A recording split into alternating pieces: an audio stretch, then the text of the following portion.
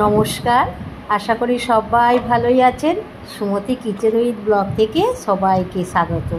আর এই যে এখানে হচ্ছে ঢেঁড়ুসগুলোকে ধুয়ে নিচ্ছি। গোটা গোটা ঢেঁড়ুস ধুয়ে কিন্তু কাটবো, আর কেটে ধুলে ঢেঁড়ুসটা হড়হড় করে ভাজার সময় কড়াতে লেগে যায়।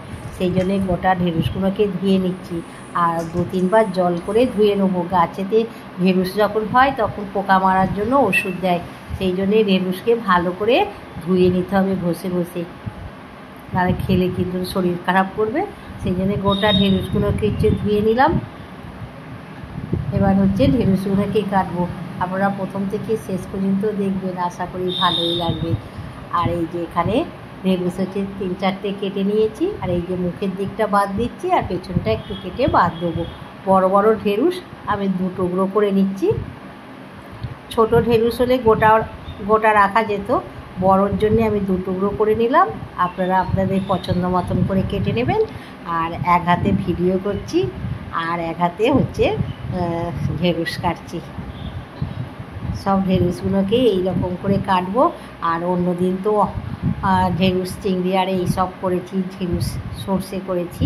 আজকে একটু দই ভেন্ডি করব, নতুনত্ব একটু হবে।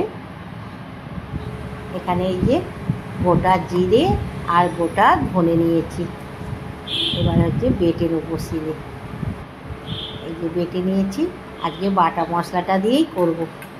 আর এখানে টক দইটাকে ফাটিয়ে নিচ্ছি, ফাটিয়ে তবে দই ভেন্ডিটা করতে হবে। টমেটো কেটে নিয়েছি, কড়াতে তেল দিয়েছি, তেলটা গরম হয়ে গেছে। ঢেঁড়ুসটাকে একটু ভেজে নিচ্ছি, একটু হচ্ছে লবণ দিয়ে ভাজবো। আর খুব বেশি কিন্তু ভাজবো না, হালকা করে ভেজে নিতে হবে। খুব বেশি করে ভাজলে ঢেঁড়ুসের রঙটা ভালো লাগবে না। ঢেঁড়ুসগুলো ভেজে নিয়েছি, এবার ঢেলে নিচ্ছি। ঢেঁড়ুসটা ঢেলে নিয়েছি, কড়াতে আবার তেল দিয়েছি, একটু গোটা জিরে, একটা গোটা শুকনো লঙ্কা ফোড়ন দিলাম, আর হচ্ছে টমেটো কুচিটা দিয়ে দিলাম, একটু লবণ দিলাম। আর আমাদের রাস্তার ধারে বাড়ি তো, কত গাড়ি যাচ্ছে দেখছেন, আওয়াজ পাচ্ছেন। আর বাড়ির পাশেই হচ্ছে মন্দির, মন্দিরেরও ঘন্টার আওয়াজ পাবেন। ধনে জিরেটা বাটা ছিল, ওর মধ্যেই হচ্ছে হলুদ দিয়ে দিচ্ছি, আর একটুখানি জল দিচ্ছি, দিয়ে একটু গুলে নেবো। আজকে বাটা মশলা দিয়েই করছি, আজকে আর গুঁড়ো মশলা দেবো না। টমেটোটা নরম হয়ে গেছে, এবার বাটা মশলা দিলাম, আর অল্প একটুখানি ঝাল লঙ্কার গুঁড়ো দিলাম। আপনারা এটাকে কাঁচা লঙ্কা দিয়েও করতে পারেন, আমি হচ্ছে ঝাল লঙ্কার গুঁড়ো দিলাম, আর অল্প একটু কাশ্মীরি লঙ্কা গুঁড়ো দিচ্ছি। এই লঙ্কা গুঁড়োটায় কিন্তু ঝাল হবে না, রঙের জন্যে দিলাম। এবার টক দইটা দিলাম, সব টক দইটা দিলাম না, অনেকখানি টক দই ছিল, ওই 3-4 চামচের মতন টক দইটা দিলাম। আর গ্যাসটাকে কমিয়ে দিলাম, কমিয়ে দিয়ে টক দইটা দিয়ে তাড়াতাড়ি কিন্তু নাড়তে হবে, নাহলে কিন্তু দইটা কেটে যাবে, মানে ছানা ছানা মতন হয়ে যায়।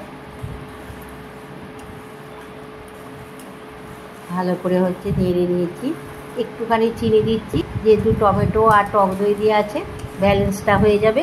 আপনারা যদি পছন্দ করেন তাহলে চিনিটা দেবেন। আর 1 চামচ হচ্ছে গরম মশলা দিয়ে দিলাম, এখনই দিয়ে দিলাম। ভালো করে মশলা কষা হয়ে গেছে, তেল ছেড়ে দিয়েছে।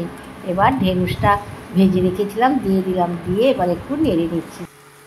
আর যে সকল নতুন বন্ধুরা আমার চ্যানেলে প্রথম, অবশ্যই কিন্তু চ্যানেলটিকে সাবস্ক্রাইব করবেন, সবার সঙ্গে শেয়ার করবেন, লাইক করবেন, আর কমেন্ট করে জানাবেন কিন্তু আজকে দই ভেন্ডি কেমন হয়েছে। জল ঢেলে দিলাম পরিমাণ মতন, আর স্বাদ মতন লবণ দিলাম, দিয়ে এবার হচ্ছে ঢাকা দিয়ে দিচ্ছি। আর প্রচুর গরম পড়েছে কিন্তু। ঢাকাটা খুলছি, দেখুন ঢেঁড়ুস অনেকটাই সেদ্ধ হয়ে গেছে। সেদ্ধ হয়ে গেছে বোঝাই যাচ্ছে, ঢেঁড়ুসের কালারটাই আলাদা হয়ে গেছে। 3টে হচ্ছে কাঁচা লঙ্কাকে চিড়ে দিলাম, খুব একটা কাঁচা লঙ্কাগুলো ঝাল নয়, গন্ধের জন্যে দিলাম। আবার ঢাকা দিয়ে দিয়েছিলাম, কাঁচা লঙ্কাটা দিয়ে ঢাকাটা খুলেছি, দেখুন। আর অল্প একটু জল আছে, শুকনো করে নামাতে হবে। এবার এই রকমই নামাবো। বন্ধুরা ঠেলে নিয়েছি, এখানে খুব সুন্দর দেখতে লাগছে। আবার কোনো একটা নতুন রেসিপি নিয়ে আপনাদের সঙ্গে দেখা হবে। ততক্ষণে আপনারা সুস্থ থাকবেন, ভালো থাকবেন, আর অবশ্যই কিন্তু আমার পাশে থাকবেন। নমস্কার।